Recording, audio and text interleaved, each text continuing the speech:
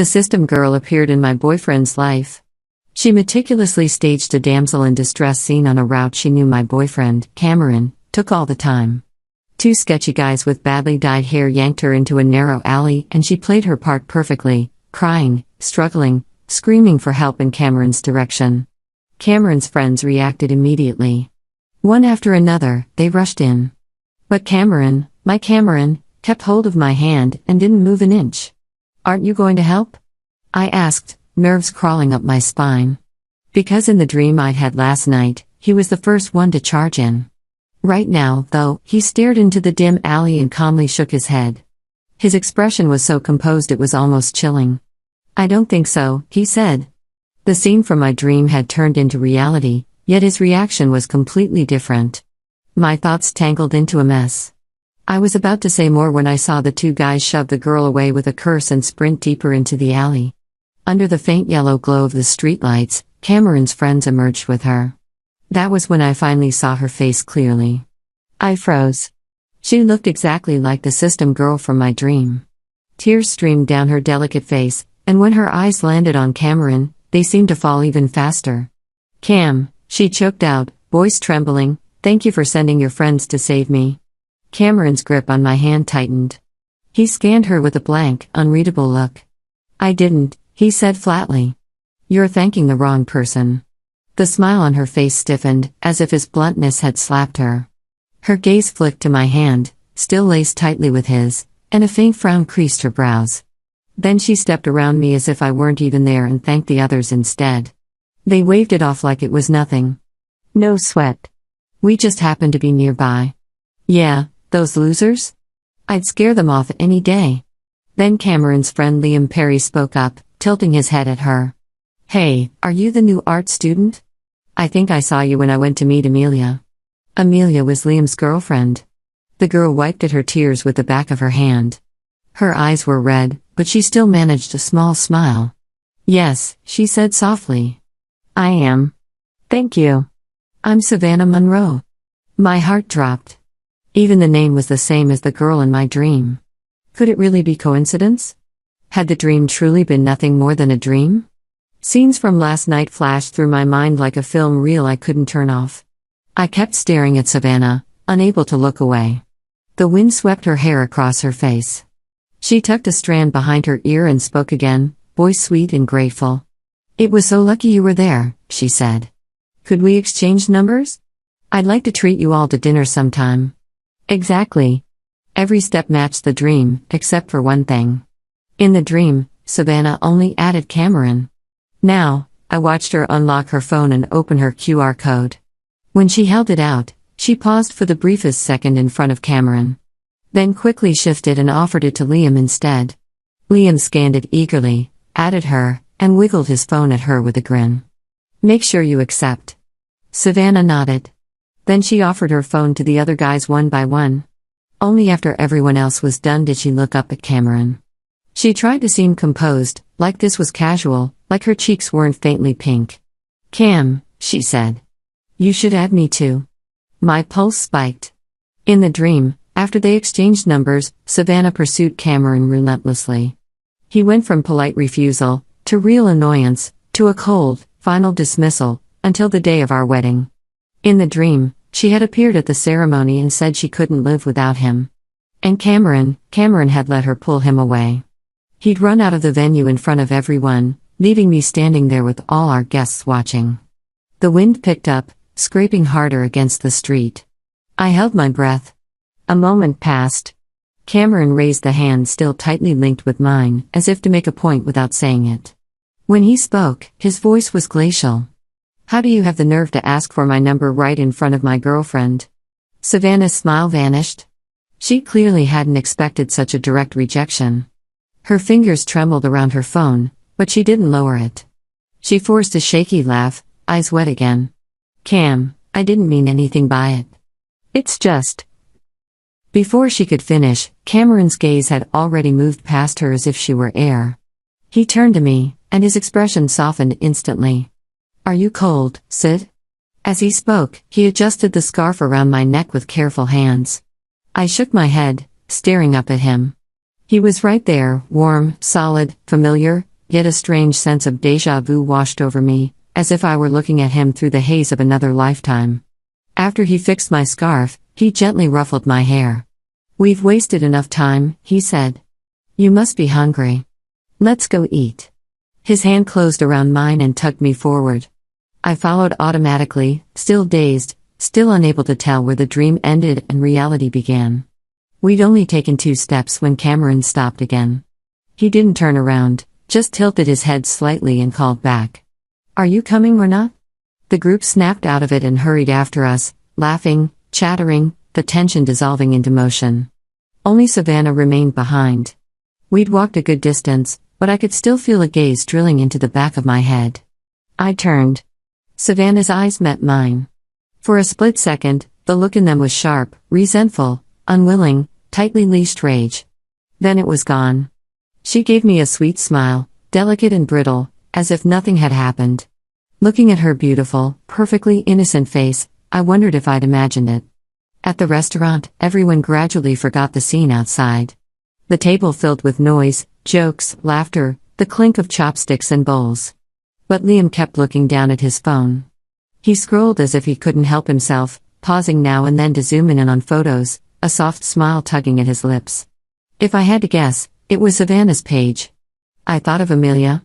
If she saw her boyfriend staring at another girl's profile like that, so openly fascinated, someone like her, sensitive and quiet, would probably be crushed. For some reason, empathy hit me like a bruise. As if her pain was already in my chest. I was still debating how to bring it up when Cameron's voice cut through the chatter. "Liam," he said. "What are you looking at?" Liam startled, hit the lock button, and looked up with a guilty grin. "Nothing. Just scrolling." Cameron's eyes darkened. "Don't forget you have a girlfriend." Liam hesitated, then forced an awkward chuckle. "I know, man. I just added her. So I was checking her page to get an idea of who she is. No big deal." I couldn't stop myself. "If you know you have a girlfriend," I asked, "why did you add a random stranger?" In my peripheral vision, Cameron's hand, midway through ladling soup, stilled for the tiniest moment. My question made Liam squirm. He shifted his feet and fumbled for words. "Sid, look." She asked me directly. It would have been rude to refuse. Hearing the excuse only made my sympathy for Amelia sharpen. I frowned, ready to say more. "Liam, no girl is going to be okay with her boyfriend." "Oh, okay, I get it," Liam cut in, embarrassed and irritated. "Just don't get involved, alright? Sydney." Cameron's voice was low and hard. Liam flinched. Cameron's stare pinned him in place. "What kind of attitude is that?" Liam's face went pale. Cameron reached for my hand under the table and squeezed it, his thumb rubbing my palm in a small, soothing motion. Then he looked back at Liam, gaze sharp. "Sydney's right," he said evenly. "You're not single. Boundaries are basic respect for your girlfriend." Liam's face flushed, then drained again. He opened his mouth, closed it, and finally exhaled. "Sid. I'm sorry." Then, as if to prove it, he picked up his phone and spoke loudly enough for everyone to hear. "I get it, Tam. Deleting her right now." The others quickly tried to smooth things over. "Come on, let's eat." "Yeah, the food's getting cold." Dinner ended faster than it should have. Not long after, Cameron drove me home. I sat in the passenger seat and watched neon lights smear across the window. The street outside felt like a blurred slideshow, each scene unreal, yet too vivid to dismiss. The exhaustion from the dream clung to me as if I'd actually lived through it. When we pulled up in front of my house, Cameron got out, circled around, and opened my door. He held a hand above the frame to shield my head as I stepped out, thoughtful as always. I said goodbye and took a step toward the door. Cameron caught my wrist. "Sid," he said quietly. "Wait." I turned back, pulled by his grip. His eyes were deep-set and intense. After a moment, he lifted his hand and cupped my cheek. His voice was cool, but threaded with concern. "You've been acting strange all day. Is something bothering you?" I froze. Of course he'd noticed. Our families were old friends. We'd been inseparable since childhood, over 2 decades. I could read the smallest shift in his expression. Naturally, He could read mine. I hesitated, then met his gaze. Cameron, I said. I had a dream last night. I told him what happened, slowly, scene by scene, reliving it as I spoke. The pain in that dream had felt so real it left an ache in my bones. Saying it out loud felt like wading through cold water. When I finished, I stared at him, still bewildered. Why did the system girl have the same face, same name, as the one in my dream? And why is your reaction completely different? Before I could fully register his expression, Cameron pulled me into a tight embrace. My forehead pressed to his chest. Something damp touched the top of my head. Is it raining? I tried to pull back, but Cameron held me closer, as if he were afraid I'd drift away. After a long moment, his voice came muffled and strained, heavy with emotion he was trying to keep contained. Sid, he said, it was a dream. Just a dream. Dreams don't decide what's real. The winter air was sharp around us, but Cameron's arms were warm. I swallowed hard. Really? It just felt too real. Like I lived through it. His body tensed. His hold tightened. It was, he said, and the words came out as if he had to force them steady. Trust me. He pulled back just enough to look at me, eyes fierce with something I couldn't name. In this lifetime, I will only ever love Sydney Pierce, he said. I won't be swayed by anyone. His heartbeat thudded strong against my ear when he hugged me again, but unease still lingered under my ribs. Promises made in youth are beautiful. They're also fragile.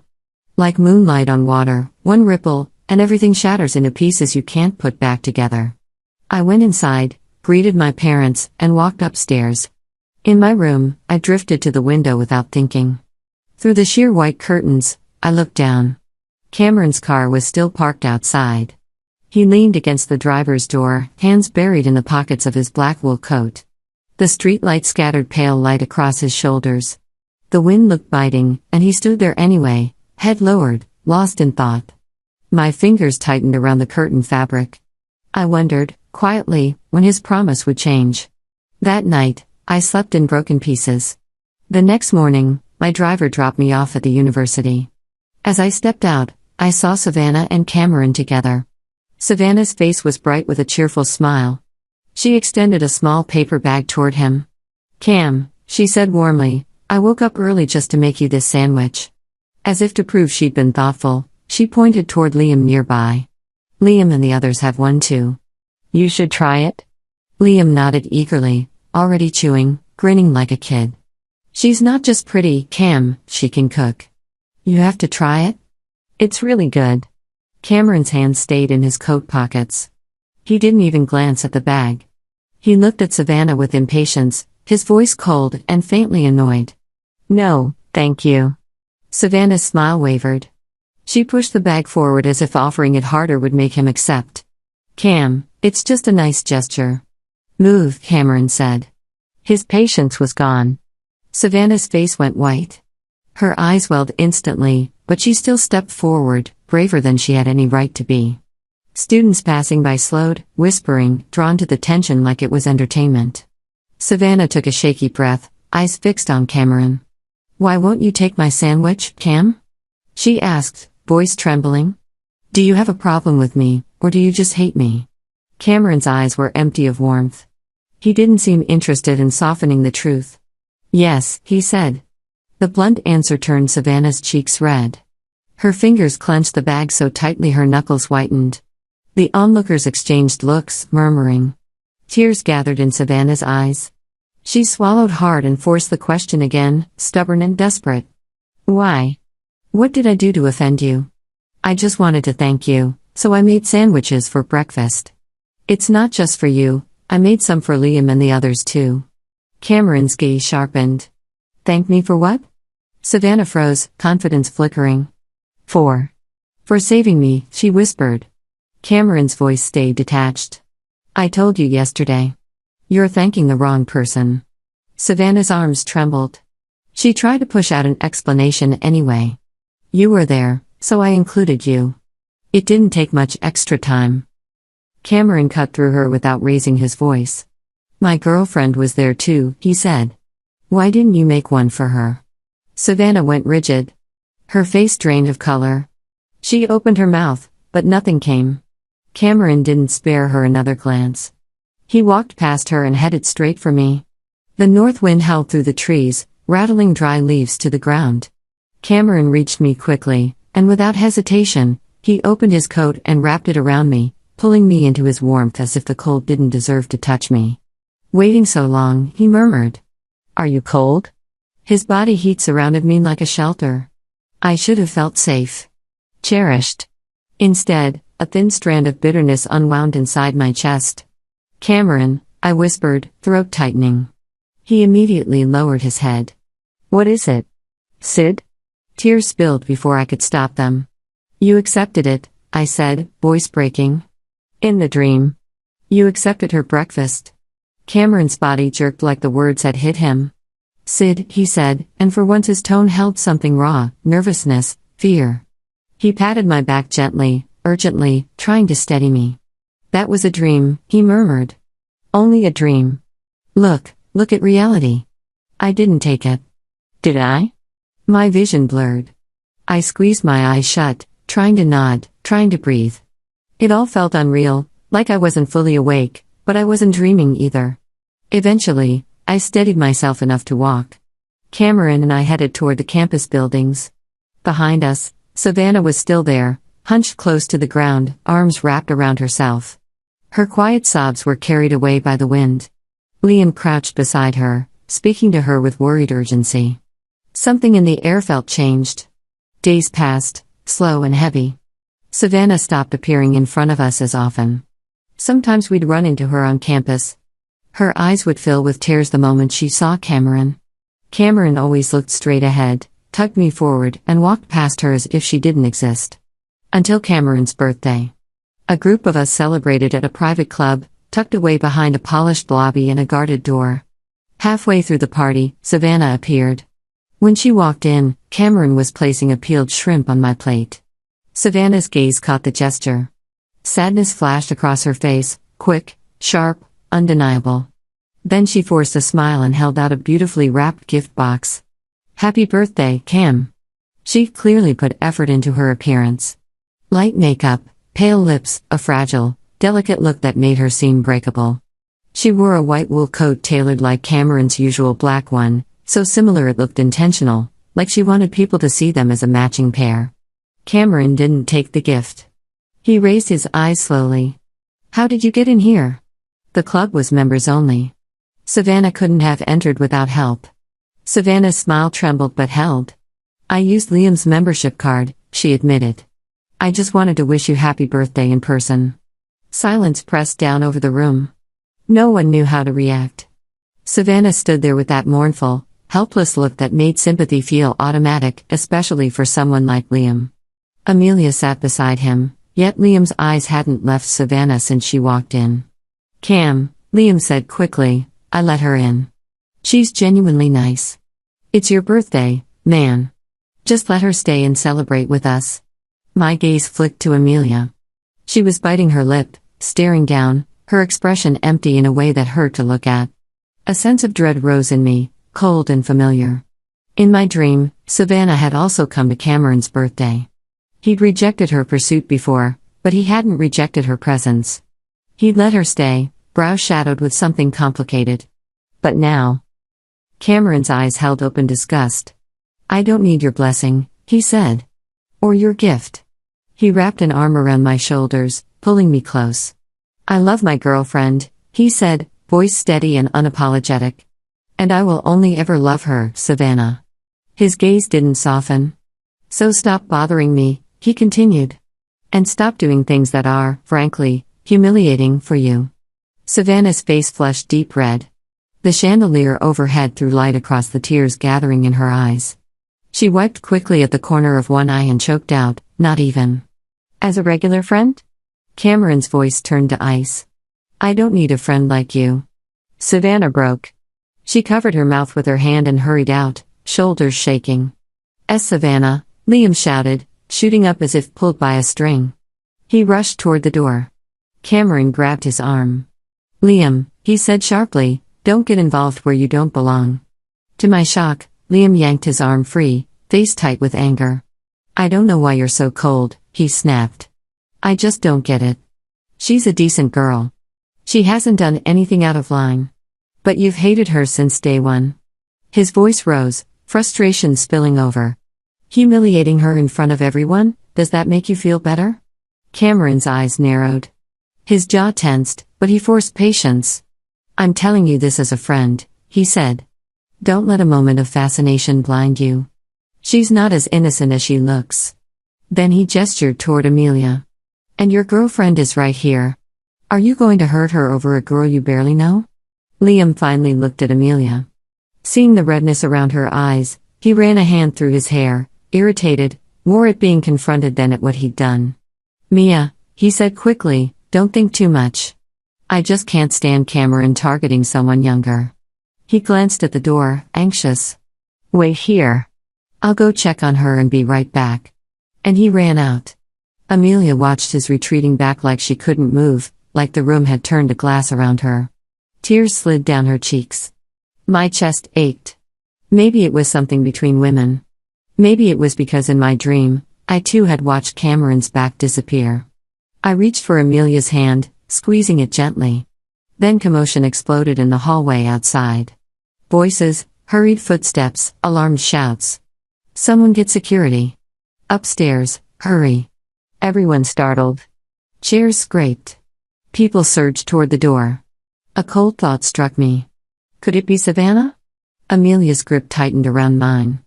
Sid, she whispered, panicked. We should go. When we reached the rooftop, the wind hit first, sharp and loud.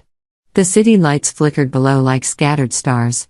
Savannah was there, perched too close to the edge, her posture unsteady, her hair whipped wild by the gusts. The sight made my stomach drop. Liam stood a short distance away, face drained of color, one hand reaching out as if he could pull her back with sheer will. Savannah, he pleaded, voice shaking. Don't do this. Please. Come over here, okay? Savannah turned her head. And then she saw Cameron in the crowd. Tears spilled down her face all at once. She gave a desolate, fragile smile. Cam, she said softly, do you worry about me too? Cameron frowned, his hand closing around mine so tightly it hurt. He didn't answer. People whispered behind us, pointing, watching like this was a show they'd paid to see. Savannah ignored them. Her eyes stayed locked on Cameron. Her expression was desperate in a way that felt reckless, like she'd burned through her last layer of pride. Cam, she said, voice breaking, I love you. I love you so much. She swallowed, trembling. And it's not just because of the task. A ripple went through the crowd at the strange word. Savannah kept going, tears sliding down as if she couldn't stop them. I approached you. I learned about you. I tried to become what you'd like. I made sandwiches. I made excuses to run into you. I even knitted a scarf for you. Her laugh cracked into something raw. But no matter what I do, you never look at me. Not even once. She hugged herself tighter against the wind. My favorability rating is stuck at 0. Liam's voice rose, hoarse with panic. Savannah, please. Just step back. We can talk. We can figure it out. But Savannah didn't seem to hear him. She stared at Cameron as if he was the only thing holding her together. Why can't you look at me? She whispered. Why can't you like me, even a little? What do I lack that Sydney doesn't have? Her eyes were wild with grief. Is it just because she met you first? Her voice climbed, shaking. I'm the one who loves you the most. I came to this world for you. I'm the one who loves you the most in the entire world. Her smile trembled again, heartbreakingly fragile. Cam. Did I ever tell you the system assigned you as my target? The words hit the air like a blade. If I fail, she whispered, tears still falling, then I'll be gone. I'll be gone without you. She repeated it, softer, like a prayer. I'll be gone without you. I went cold. Something thundered through my head, bright, blinding, unmistakable. I remembered. I remembered everything. It wasn't a dream. Not a dream at all. It was my previous life. I remembered everything. Not as a neat montage with clean edges, but as a violent rush of sensation, ice-cold marble under my palms, the taste of champagne gone sour in my throat, the weight of a veil tugging at my scalp while a room full of guests stared as if they'd all been turned into stone. Cameron's back in a tuxedo. Savannah's fingers locked around his wrist. Her voice, trembling and triumphant all at once, I can't be without you. And his face, God, his face, blank in the same way it had been blank last night when he stared into the alley. Like something inside him had shut off. Like someone had pressed a button and drained all the warmth out of his eyes. In that life, I'd stood there and watched him leave. In this one, I stood on a rooftop with the wind screaming past my ears, and Savannah Monroe was too close to the edge. The city lights below looked unreal, glitter scattered on black velvet. The higher you were, the more everything felt like a game board. Tiny cars. Tiny people. Tiny consequences. But Savannah's shaking shoulders were not tiny. Liam's pale face was not tiny. Amelia's fingers digging into my hand, desperate and painful, were the most real thing in the world.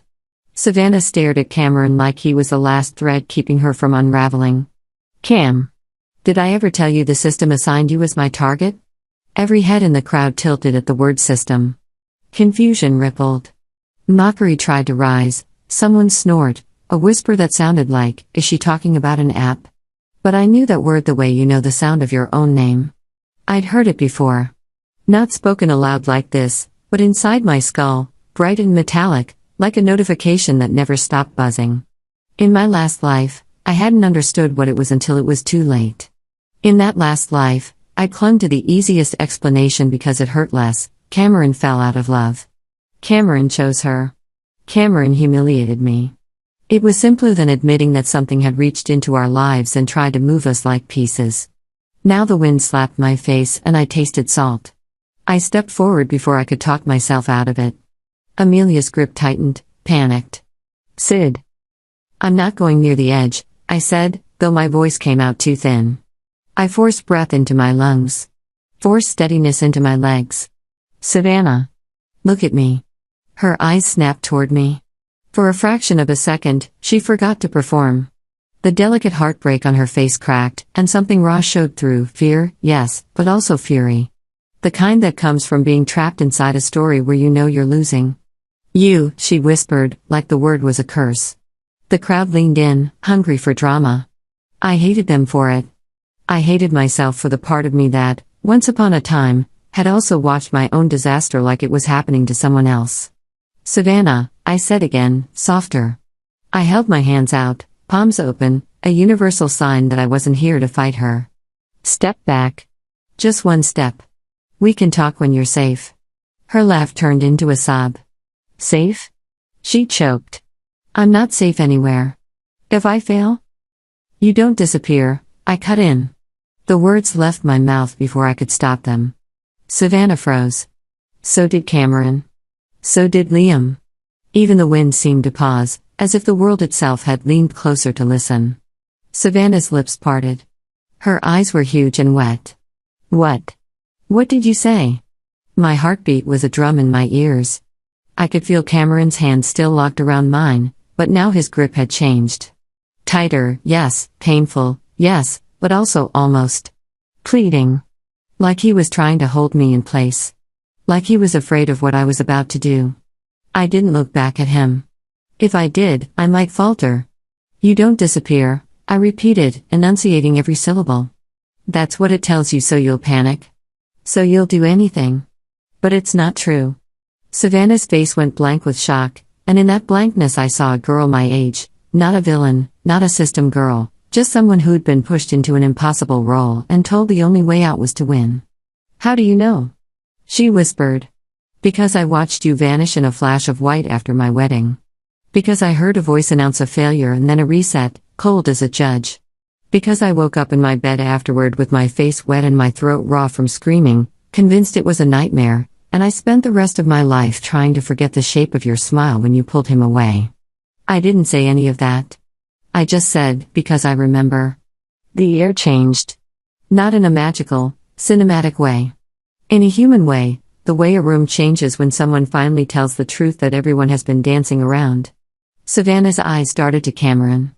Then back to me. Then to Liam, as if she was measuring the pieces of this board and realizing one of them had moved on its own. You. Her voice shook. You're. I'm Sydney, I said, and the simplicity of it was an anchor. I'm not your enemy. Her mouth twisted. You're the reason my favorability rating is stuck at 0, she spat, and the bitterness in her tone made the crowd stir again. There it was. Truth, if anyone had understood it. Amelia made a small sound beside me, strangled. Favorability?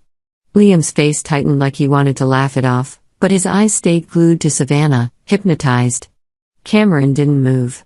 He didn't speak. He just watched Savannah with the same blank, unreadable stare he'd given her in the alley, and it struck me then, sharp, sudden, that his blankness wasn't indifference. It was restraint. It was someone holding a door shut from the inside. Savannah, I said, keeping my voice low. I know you're scared. But if you step back, we can get you help. Real help. Not whatever that thing in your head is. Her shoulders quivered. The wind whipped her hair across her face, and she didn't even bother to tuck it away. Her fingers clenched around her own arms like she was trying to hold herself together. Help? She laughed, and it broke. You don't get it. It's not therapy. It's not talk to a friend. It's a contract. A task line. A penalty. A contract can be broken, I said. She stared at me like I was speaking another language. I took another step forward, still a safe distance, still well away from the edge, and I lowered my voice until it was meant only for her. Listen to me, I said. The system wants you desperate. Desperate people are easy to steer. But you're not alone up there. Step back. Let the club security come closer. Let us call someone trained to help. If you want to scream, scream at me from behind a railing, not, my throat tightened. I forced the word out anyway. Not from there. For the first time, Savannah's gaze flickered down. Not to the crowd. Not to Cameron. To the drop. Her face went pale, as if the reality of it had finally pierced the fog. And then, so quietly I almost missed it, she made a sound like she was swallowing a sob back into her chest. Her foot slid back. One step. The crowd exhaled in one messy wave. Good, I whispered, barely breathing. Good. Again. Another step. Security moved in fast, like they'd been waiting for the moment her weight shifted away from the danger. 2 guards positioned themselves, not grabbing her, not startling her, just close enough to block the edge with their bodies if she lurched. Liam surged forward. Savannah. Stop, I snapped, sharper than I meant to. It cut through him like a slap. He froze, stunned, as if he'd forgotten I could have a voice like that. She doesn't need you performing heroics, I said, and my gaze flicked to Amelia, who was trembling beside me. And you definitely don't get to do it while your girlfriend watches you like she's disposable. Amelia flinched as if I'd named the thing she'd been trying not to see. Liam's face flushed. Sid, this isn't the time. This is exactly the time, I said. Because in my last life, I'd watched everyone tiptoe around the truth until it rotted. Savannah, now bracketed by security, covered her mouth with her hands. Her shoulders shook. She was crying in ugly, honest sobs now, not the delicate tears she'd practiced in front of mirrors. She looked at Cameron again, helpless. Cam. Do you care? The crowd went quiet again. In my last life, this was the moment the script had tightened. Cameron had stepped forward. His eyes had softened. He'd said something that sounded kind and final, and Savannah had won. Not because she deserved it, but because something inside him had been forced to respond. Now Cameron didn't step forward. He didn't soften. He turned his face slightly away, like even meeting her eyes too directly might trigger something he couldn't afford. I care that you're safe, he said, voice flat. I don't care about your obsession. Savannah flinched like she'd been struck. The crowd stirred, disappointed. They wanted romance. They wanted a twist of tenderness. They wanted him to be cruel or gentle in a way they could turn into a clip. Cameron gave them nothing. Then, without raising his voice, he said something that made my blood run cold. And I care that you stop using my friends as tools. Liam stiffened. What the hell? Cameron's eyes snapped to him. For the first time that night, I saw something in Cameron's gaze that wasn't just restraint. It was warning. You let her in with your membership, Cameron said. You've been feeding her access. You think you're being kind, but you're being careless. Liam's mouth opened, then shut. His eyes darted toward Amelia, toward Mia, and for a split second, guilt flickered across his face. Amelia saw it. I felt it in the way her hand slipped out of mine, slow and numb, like she'd finally accepted she couldn't hold on to a person who didn't want to be held.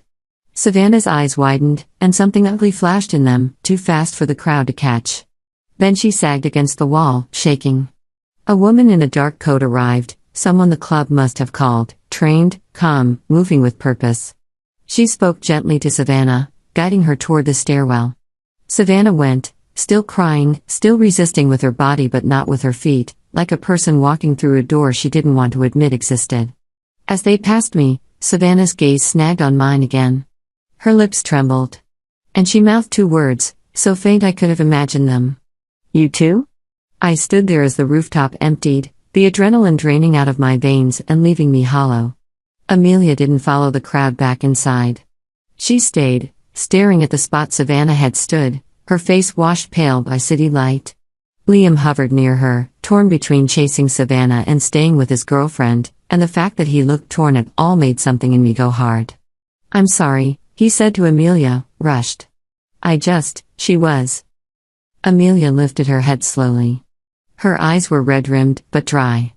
Her voice, when she spoke, was quiet. "I watched you choose her the second she walked in," she said. "Not with your feet. With your eyes." Liam's face tightened. "Mia, come on."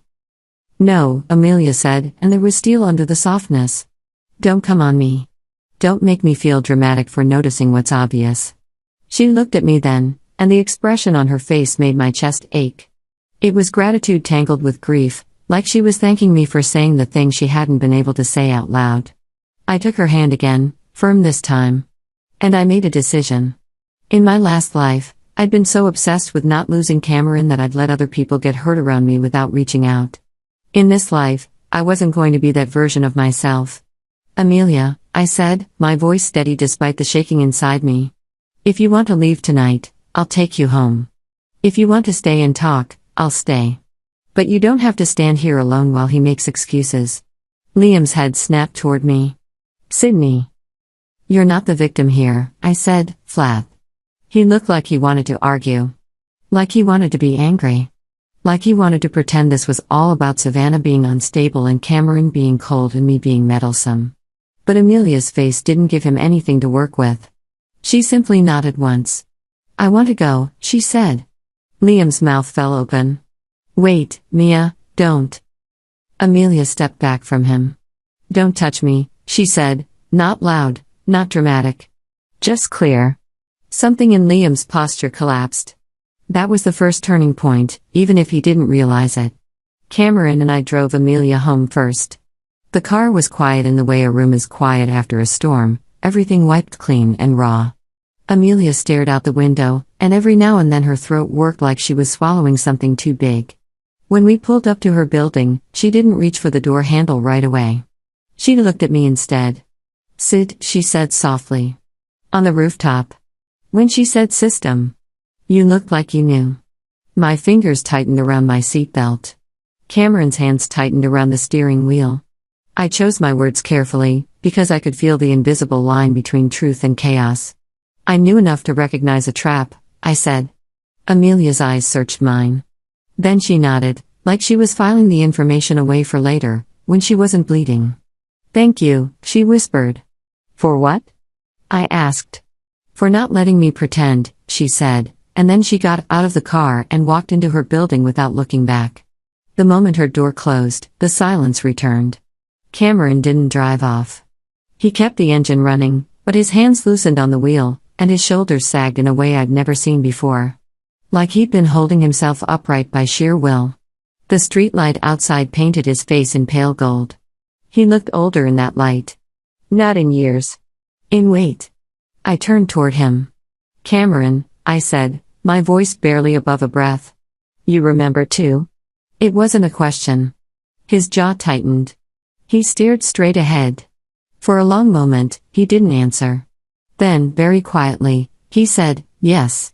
The word hit me like both comfort and grief. Comfort, because it meant I hadn't been crazy. Grief, because it meant he'd carried this alone. "How long?" I asked. His throat bobbed. "Since the alley."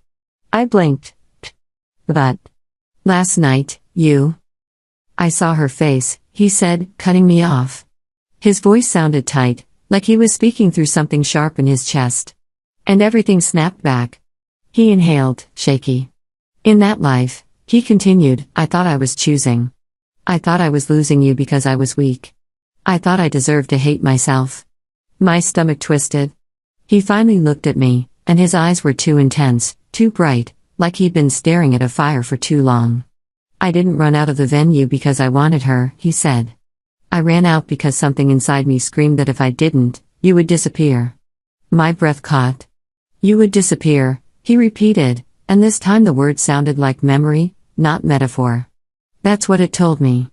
That if I didn't follow the task line, you'd be erased. My hands went cold. Savannah had said the same thing. The same penalty. Different target. A sickening thought slid into place. It wasn't just her, I whispered. It was. It was all of us. Cameron's mouth tightened. It's a parasite, he said, and the bitterness in his voice startled me. It attaches to people, calls it love, and then turns every human boundary into a checkpoint. I stared at him. Last night, when he'd hugged me and his voice had sounded strained, I'd thought it was romantic intensity. Now I understood. It had been fear.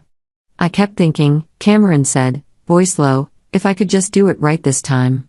If I could just be colder. If I could just not react. If I could just protect you from every trigger. His fingers flexed on the wheel, like he wanted to crush it. But it doesn't stop, he said. It escalates. It moves to the next person. It uses guilt. It uses pity. It uses spectacle. My mind flashed to Liam, to the way his eyes had lit up when Savannah smiled at him. To Amelia's quiet devastation. She was never just after you, I whispered. Cameron's gaze held mine. No, he said. She was after a route. A route. Like a game. Like a system. I swallowed. My throat felt scraped raw, like I'd been shouting. What do we do? I asked. Cameron's face softened, just a fraction, and the softness hurt more than the hardness ever had. We do what we did tonight, he said. We refuse the script? The next few days felt like walking through a hall of mirrors. Savannah didn't show up to classes. People whispered anyway. Rumors slid through campus like oil. She was crazy. She was drunk. She was attention-seeking. Cameron rejected her and she snapped. Sydney pushed her. Liam saved her. Each version made my skin crawl. I caught myself scanning crowds the way you scan for danger after you'd been threatened once. My body didn't trust peace anymore. Cameron stayed close, not in a possessive way, but in a vigilant way. Like he was listening for an invisible notification to chime. At night, I lay in bed and stared at my ceiling, and every time I drifted, the wedding returned in fragments. A hand pulling. A door swinging shut. My own voice begging him to stop. And beneath all of it, faint and metallic, the echo of something that wasn't mine. Task failed. Reset? On the third day, I got a message from an unknown number. It was a photo. A screenshot, cropped like someone wanted it to feel intimate. It showed Cameron and me in the car, dropping Amelia off. Then another, Cameron's coat around my shoulders on campus. Then another, Cameron adjusting my scarf. My stomach turned. Beneath the photos, a line of text appeared. If you want to keep him, you should learn to share. My fingers went numb. I didn't need a signature. I could see Savannah's sweet smile in the words, brittle and poisonous. I showed Cameron. His expression didn't change much, but I saw the muscle in his jaw jump. She's trying to provoke, he said. And people will believe it, I whispered. Because people always believe the most entertaining explanation. Cameron stared at the screen. Then we stopped letting people be her audience, he said, and he reached for his keys. We went to the club. We asked for the rooftop security footage. The manager hesitated, privacy, policy, legal issues, and Cameron leaned forward, his voice calm in a way that made the air tighten. There was a safety incident on your property, he said. A crowd gathered. Rumors are spreading that my girlfriend caused it. I'm asking politely for the footage before I'm forced to involve attorneys. The manager paled, and suddenly policies seemed flexible. We got the footage. Clear angles. Savannah stepping back. Me staying far from the edge. Security intervening. The truth, plain and boring and undeniable. We could have posted it. We could have tried to win the public narrative. But the idea of feeding the crowd made my stomach twist again. Cameron looked at me. "What do you want to do?" he asked. It was such a simple question. And it felt like the first real choice I'd had in either life. In my last life, I would have wanted to destroy Savannah. I would have wanted to drag her into the light and make everyone see her as a manipulator, a liar, a thief. Now I thought of her face when she'd mouthed "you too?" I thought of the way she'd looked down at the drop like she'd just remembered gravity existed. I thought of Amelia's voice, "I watched you choose her with your eyes." And I thought of what I'd said on the rooftop. "You don't disappear." If that was true, if the system was lying to Savannah, then the real enemy wasn't just her. It was whatever had convinced her she had no other way out. "We give it to Amelia," I said. Cameron blinked. "What?" "We give it to Amelia," I repeated. "And we tell her the truth. Not as gossip. Not as drama. As evidence. So she can make her own decision with her eyes open." Cameron's expression shifted, and something like pride flickered there, quiet and warm. "Okay," he said. That was the second turning point. Because the moment I chose to help another woman instead of fighting her as a rival, the entire board changed. Amelia didn't cry when we showed her the footage. She watched it twice, her face still, her breathing steady, like she was finally watching her own life from outside herself. Then she handed my phone back. "Thank you," she said again. And then she did something I didn't expect. She blocked Liam. Just like that. No speech. No dramatic confrontation. No rooftop. No audience. She simply removed him from her world. Watching her do it made something in my chest loosen. Maybe love wasn't supposed to be a trap. Maybe it was supposed to be a choice that made you freer, not smaller. That night, Savannah finally contacted me. Not Cameron. Me. The message came through a campus email address, plain text, no emojis, no sweet tone. "Meet me at the art building. Midnight. Alone." My pulse spiked. Cameron saw my face and reached for my hand. "No," he said immediately. "I'm going," I whispered. His grip tightened. "Sid." "I'm not going alone," I corrected, meeting his eyes. "You'll be close. Not visible. But close. And I'm not going to the rooftop. I'm going to a building with cameras." Cameron stared at me for a long moment. Then, slowly, he nodded. At midnight, the art building smelled like paint and dust and old wood. The hallway lights were dim, buzzing faintly. My footsteps sounded too loud, like the building was amplifying every breath I took. Savannah waited in a studio room with tall windows and unfinished canvases leaning against the walls.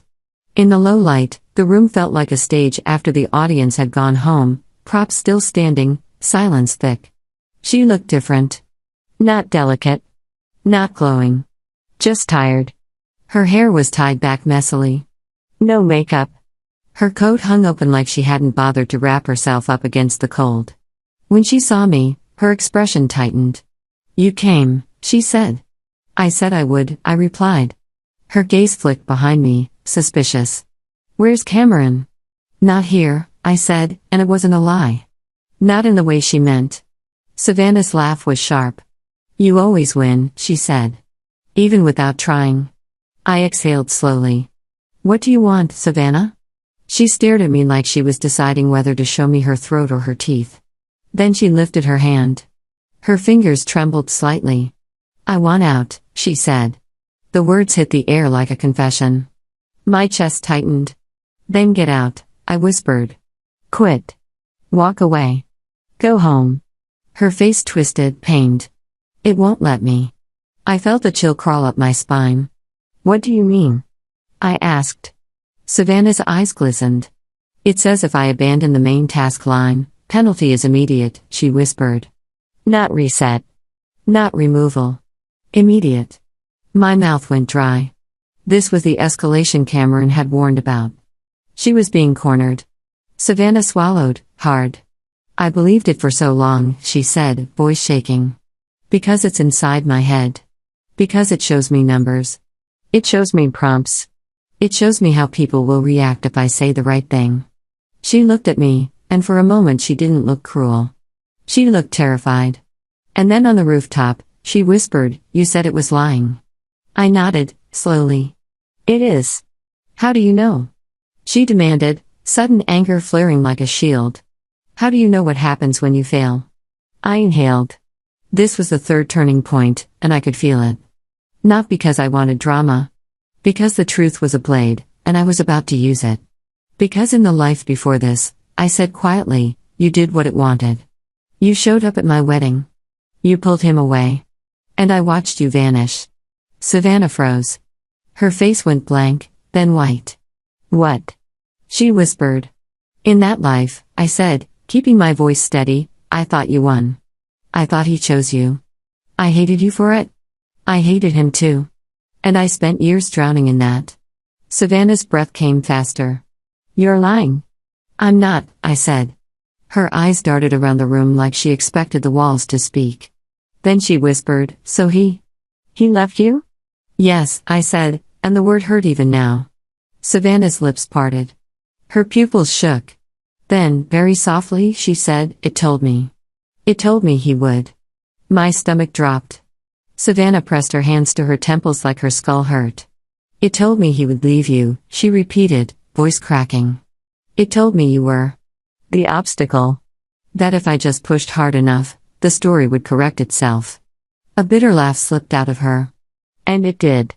I stared at her. The room felt suddenly smaller. "What else did it tell you?" I asked. Savannah's eyes filled. "That he was my destiny," she whispered. "That I was brought here for him. That if I failed, I'd be erased. That you didn't matter because you were already coded." The word coded made my skin prickle. I remembered Cameron saying anchor.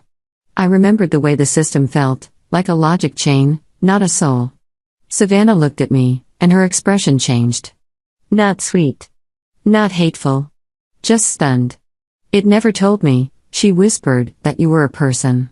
The silence after that was thick and heavy. I swallowed hard. Savannah's shoulders sagged. She looked smaller suddenly, like all her performance had been holding her upright. "I don't want him anymore," she whispered, and her voice was so quiet it almost disappeared under the buzzing lights. "I don't even know if I ever did. I want the noise to stop." My eyes burned. For a moment, I saw myself in her, not as a rival, but as a mirror. In my last life, after Cameron left, I'd lain in bed and stared at the ceiling and begged the universe for one thing. Not revenge. Not a new love. Just a chance to stop the pain. I remembered the exact thought, the exact desperation. If I could do it again, I'd rather lose him than lose myself. The memory hit me like a wave. And with it came something else, an awful, inevitable click. The twist wasn't that Savannah had been chosen. It was that I had. Not by fate. By consent. By a wish spoken in the dark, when I thought no one was listening. My breath caught. Savannah watched my face. "What?" she demanded, panic flaring again. "What is it?" I couldn't lie. Because I was done living inside lies? I think. My voice shook. I forced it steady. "I think I'm the reason this loop exists." Savannah went still.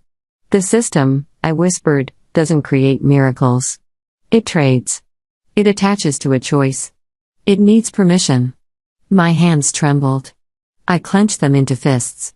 "In that last life," I said, voice cracking, "after he left, I wanted to rewind so badly I could barely breathe. I thought it was just grief. But maybe that was enough. Maybe it heard me. Maybe it used that." Savannah stared at me like she hated me and needed me in the same breath. "So this is your fault," she said, hoarse. "Yes," I whispered. And the word tasted like ash. I waited for her to explode. For her to scream. For her to lunge. Instead, Savannah's face crumpled, and she slid down against a table, covering her mouth with her hands as if she couldn't stand the sound of her own sobbing. "I don't want to be here," she whispered through her fingers. "I don't want to be your punishment." "You too?" her eyes had asked on the rooftop. Now I understood. She wasn't just a rival. She was collateral. I walked closer, slowly, and I crouched a few feet away from her, not touching, not crowding. "Savannah," I said, my voice low. If I can break it, will you stop? Her eyes lifted, red and raw. How? She whispered.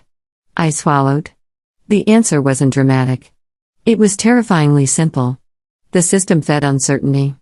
On control. On scripted outcomes. And the one thing it couldn't tolerate was a person who chose the unknown. If I let go, I whispered. If I stop needing proof. If I stop trying to protect myself by rewriting the future. It loses its anchor. Savannah's breath hitched. And what do you lose? I thought of the wedding. I thought of the rooftop. I thought of how knowing had been both a shield and a cage.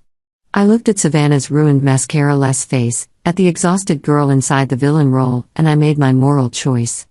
I lose the memory, I said. The certainty. The ability to predict. I lose the part of me that keeps living yesterday to avoid being hurt tomorrow. Savannah stared. And for the first time, she looked like she was seeing me. Not as the heroine she had to defeat. As a person. You do that, she whispered, disbelieving. Yes, I said, and my voice didn't shake this time. Because I won't sacrifice another woman for a man. Not again. The air in the room shifted. Not with magic. With something quieter. Decision. Savannah swallowed hard. It won't let you, she whispered. It'll punish you. Let it try, I said. The moment the words left my mouth, a cold pressure slid behind my eyes, like a hand tightening around my skull. A faint metallic hum filled my ears. And then, inside my head, I heard it. Not a voice like a person. A voice like a notification. A system prompt. It didn't speak in full sentences. It didn't need to. It showed me images instead, fast and brutal. Cameron walking away again. My parents' disappointed faces. My own loneliness.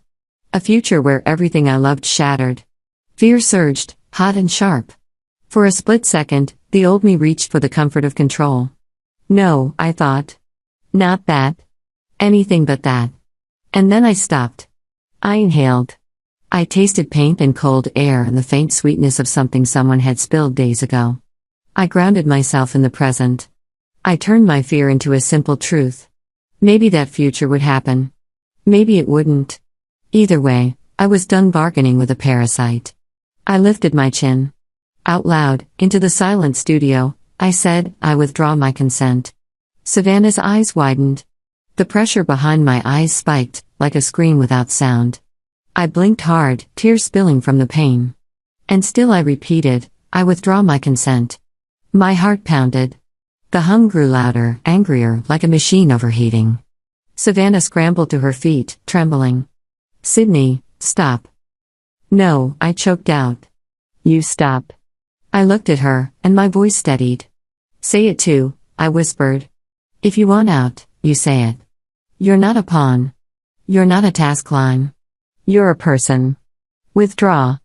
Consent. Savannah's throat bobbed. Her eyes squeezed shut, like she was bracing for impact.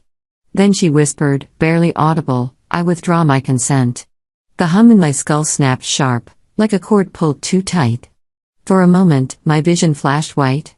And in that white, I felt something tear loose. Not flesh. Not bone. A thread. A thread that had been holding two timelines together like a cruel knot. My knees buckled. I grabbed the edge of a table to stay upright. Savannah let out a strangled sound, half laugh, half sob, as if she'd been holding her breath for years and finally exhaled. The hum faded. The pressure eased. The studio lights buzzed on, indifferent, normal, like nothing had happened. I swayed, dizzy. Savannah stared at her hands like she expected numbers to appear on her skin. They're gone, she whispered. I blinked, confused. What's gone? I asked. Savannah looked at me, eyes huge. The prompts, she whispered. The rating. The voice. Relief hit my chest so hard it hurt. I let out a shaky breath. And then, like the world couldn't let me have anything without a cost, something else shifted inside me. The wedding memory, the marble under my palms, the veil, the humiliation, blurred at the edges. Not erased. Not gone. But softened, as if someone had smeared the film with water. I grabbed at it mentally, panicked, and it slipped through my fingers. Cameron's face in that life, blank, haunted, faded like a name you can't quite recall. Savannah's face at the altar, gone. The details dissolved, leaving only emotion. Loss. Fear. A vow. I stood there, breathing hard, and I realized the system had taken its payment. It had taken my certainty. My ability to relive. My weapon. My cage. Savannah watched me, and something like guilt crossed her face. "Sydney," she whispered. "Are you okay?" I touched my temple. It didn't hurt anymore. It just felt empty. Quiet. "I don't know," I admitted, voice hoarse. "But I'm here." Savannah's eyes filled again, but this time the tears looked different. Not performative. Not strategic. Human. "I'm sorry," she whispered. I stared at her. In another life, I would have wanted to hear that more than anything. Now it landed softly, like snow. "I know," I said, and I meant it. A sound came from the hallway, fast footsteps. Cameron appeared in the doorway, his eyes scanning the room like he'd been ready to fight the universe itself. He saw me swaying. His face tightened. He crossed the room in 3 strides and caught my shoulders, steadying me with careful hands. "Sid," he whispered, voice tight. "What happened?" I looked up at him. And for a terrifying second, I couldn't remember why his eyes looked so familiar in a way that hurt. I remembered loving him. I remembered choosing him. I remembered fear. But the sharp images were gone, like someone had cut them out of the film. I swallowed. "Let go," I whispered. Cameron's eyes searched mine, frantic, as if he was looking for a specific reflection. "Do you still?" His voice broke. He tried again. "Do you still remember?" I blinked at him. Then I understood, not through memory, but through the way his hands shook on my shoulders. He'd been carrying his own burden of certainty too. He'd been living with a script in his head, waiting for the moment it tried to force him again. I lifted my hand and pressed it against his cheek. His skin was warm. Real. "I remember enough," I whispered. "I remember you." Cameron's eyes shuddered. Relief and grief flickered through him like a storm passing over water. Savannah stood behind him, quiet and small. For the first time since she'd stepped into our lives, she didn't look like a threat. She looked like someone who'd just woken up. Cameron turned, saw her, and his posture tightened instinctively. Then he stopped himself. He exhaled. And, without warmth but without cruelty, he said, "Go home, Savannah." Savannah's throat worked. She nodded once, and her voice was small. "I think I can," she whispered. She walked past us toward the door. Halfway out, she paused. She looked back at me, and her lips trembled. "Sydney," she said softly. If you ever feel like you're falling back into it, don't do it alone." I nodded, even though I wasn't sure what it meant. Savannah left. The door clicked shut. The building felt quieter after her, like a constant buzzing had finally stopped. Cameron pulled me into his chest, so tight it almost hurt, and I let myself sink into him. For the first time in what felt like 2 lifetimes, my body unclenched. Outside, the world kept moving. Rumors would still spread. People would still talk. Liam would still have to face Amelia's absence and the consequences of his own choices. But the central knot, the thing that had tried to turn love into a task, had loosened. Cameron's voice was rough against my hair. "I'm sorry," he whispered. I closed my eyes. "I'm not doing that again," I whispered back. "I'm not living on a rooftop in my head." Cameron's arms tightened like a vow. We stood there for a long moment, breathing in the paint and dust air of the art studio, letting the quiet settle into our bones. Later, when Cameron drove me home, the neon lights still smeared across the window the same way they always had. Only now, instead of feeling like a blurred slideshow, the street outside felt like something I was allowed to enter again. I didn't know what tomorrow's script was supposed to be. And for once, that didn't feel like a threat. It felt like freedom. Still, that night, as I drifted toward sleep, I had the faintest sense of a horizon, like somewhere far away, a new story tried to load. And I smiled into the dark, already ready to refuse it.